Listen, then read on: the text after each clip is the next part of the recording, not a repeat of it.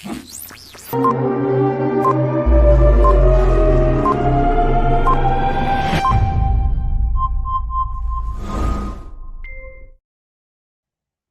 tal? Soy Martín Bonfil Olivera, su agendista de ciencia, y hoy quiero pues retomar el tema polémico que sigue dando mucho que hablar en las noticias y en la política de la prohibición de los transgénicos en México, en la que se ha empeñado este gobierno de este sexenio.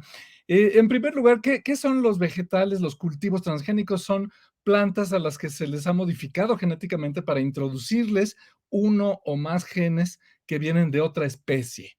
O también podría ser para quitarles genes, pero la mayoría, en este caso de lo que hablamos, se les han introducido genes.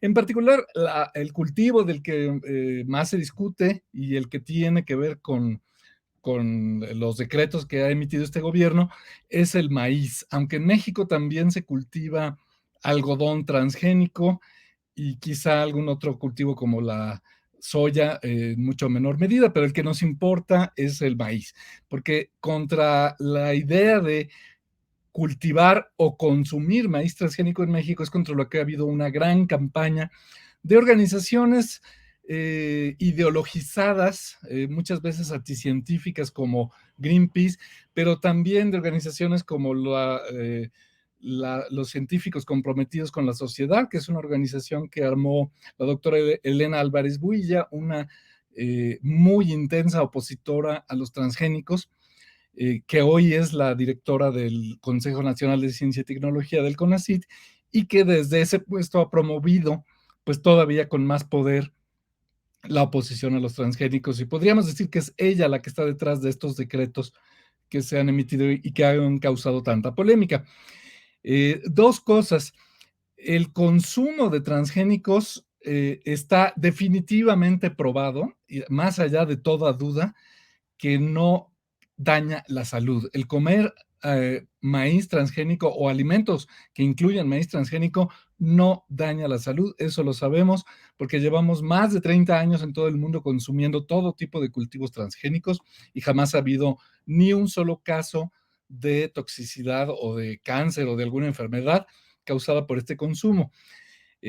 Por otro lado, el cultivo de maíz transgénico en un país que es región de origen como es México puede ser polémico. Por supuesto que cultivar maíz transgénico en Oaxaca, que es uno de los centros de origen, pues podría dar origen a contaminación genética, ¿no? Existe ese peligro, pero en muchas otras regiones de México, como en el norte, en estados como Sonora, Nuevo León, etcétera, no hay ninguna razón para prohibir el cultivo de maíz transgénico. E incluso en zonas como Oaxaca, Chiapas, etcétera, se podría cultivar con las debidas medidas de seguridad para evitar esa posible contaminación genética. Así que el cultivo y el consumo de maíz transgénico no hay verdaderas razones para prohibirlo de manera terminante.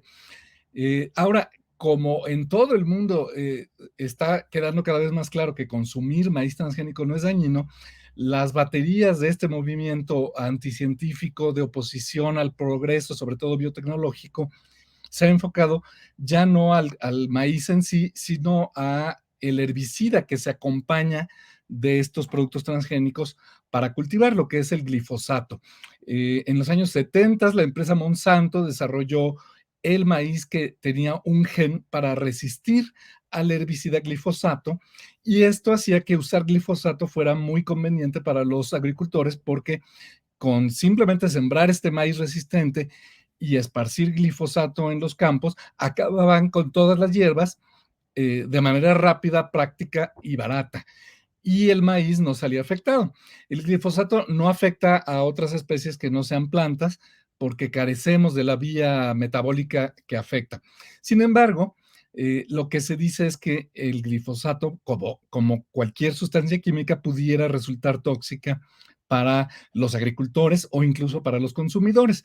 Esto nuevamente, bueno, se ha investigado desde luego, de los principios básicos de la toxicología es que la dosis hace el veneno. Entonces, cuando uno habla de posible toxicidad, hay que hablar de la dosis. Quienes están enfrentados a más altas dosis posibles son los agricultores que utilizan el glifosato en sus cultivos. Se ha visto que en ciertos casos ha habido toxicidad. Por supuesto, hay un nivel en que el glifosato es tóxico.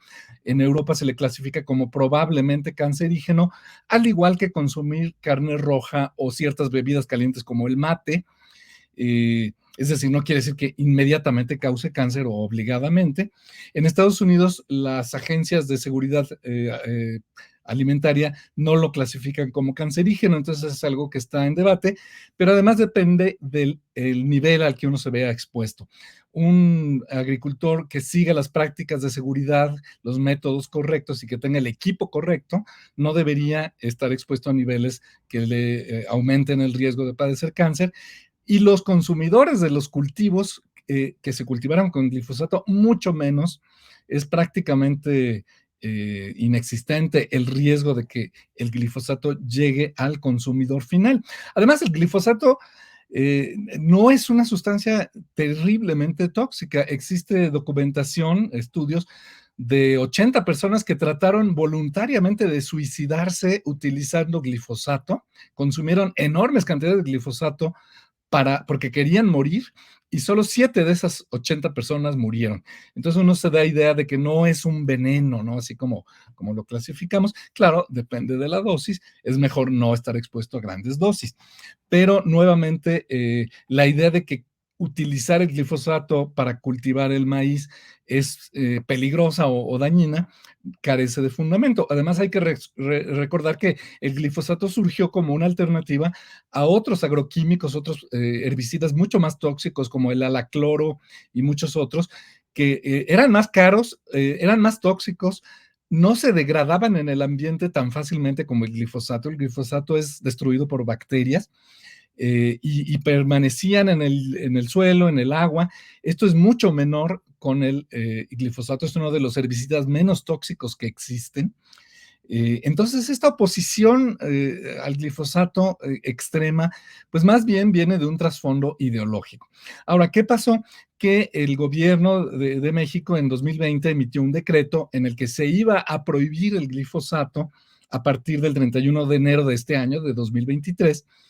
Esto causó, ya que iba acercándose la fecha, una protesta por parte de los agricultores de Estados Unidos porque México le compra enormes cantidades de maíz a Estados Unidos porque no somos autosuficientes en maíz amarillo, sí en maíz blanco que se utiliza para las tortillas y para los tamales, pero no en maíz amarillo que se utiliza para forraje, para alimentar al ganado y también para productos industrializados que contienen maíz, como los cereales para el desayuno, etcétera. La protesta de los agricultores viene porque absolutamente todo el maíz que se cultiva, bueno, prácticamente todo el maíz que se cultiva en Estados Unidos es transgénico y prohibirlo pues implicaría que los agricultores que tradicionalmente le han vendido este maíz a México quedarían sin poder vender ese maíz y eso sería un grave problema económico para los agricultores de Estados Unidos.